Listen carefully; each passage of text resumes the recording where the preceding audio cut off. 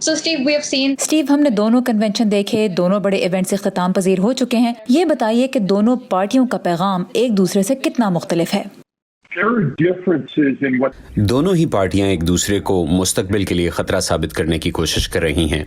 पिछले हफ्ते डेमोक्रेट्स ने सदर के कोरोना वायरस वबा के रिस्पॉन्स और नस्ली इंसाफ पर उन्हें तनकीद का निशाना बनाया था।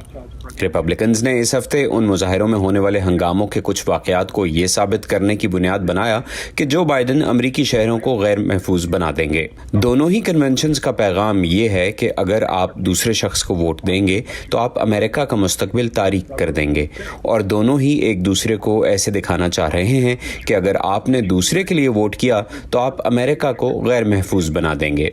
रायआमा के जायजे दिखाते हैं कि जो बाइडन सदर ट्रंप से आगे हैं, लेकिन जब हम मखसूस सवालात जैसे मुआशी बहाली की बात करते हैं तो फिर सदर ट्रंप पर लोगों को ज्यादा भरोसा है।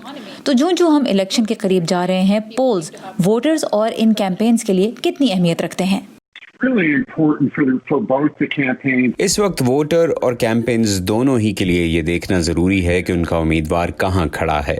इस वक्त रियल क्लियर पॉलिटिक्स और 538 के जमा करदा पोल्स जो बाइडन को तकरीबन 7 पॉइंट्स आगे दिखा रहे हैं। बहुत से लोग इन पोल्स पर भरोसा नहीं कर रहे क्योंकि वो कहते हैं कि 2016 के इलेक्शन से पहले किए जाने वाले रायआमा के जायजे गलत साबित हुए थे। असल में उनमें कुछ सदाकत भी थी। पोल्स ने कुछ अहम रियासतों में हिलरी क्लिंटन की जीत की पेशनगोई की थी, मगर उन्होंने डोनाल्ड ट्रंप के लिए पाई जाने वाली हिमायत को शामिल नहीं किया, जिससे सदर को इलेक्टोरल कॉलेज जीतने में मदद मिली और वो इलेक्शन जीत पाए। पोल्स करने वालों ने अपने तरीक़ेकार में तब्दीली तो की है, मगर लोगों को पोल्स पर इतना एतमाद नहीं।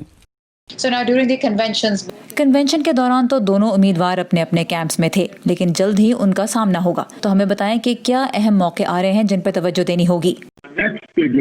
अगला बड़ा इवेंट दोनों उम्मीदवारों के दरमियान पहला सदारती मुबाहिसा है, जो 19 सितंबर को रियासत ओहायो में होगा। इस रियासत में जीतने वाला उम्मीदवार 1964 से लेकर अब तक सदर का इंतखाब जीतता आ रहा है। कैंपेन्स की नजरें सितंबर 19 और 20 पर भी लगी हुई हैं, क्योंकि इन दिनों में 7 रियासतों में सदारती इलेक्शन के लिए कबल अज वक्त वोटिंग शुरू हो रही है। तो सितंबर का तीसरा हफ्ता बहुत अहम है, क्योंकि मजीद रियासतें 3 नवंबर से पहले ही वोटिंग का सिलसिला शुरू कर देंगी।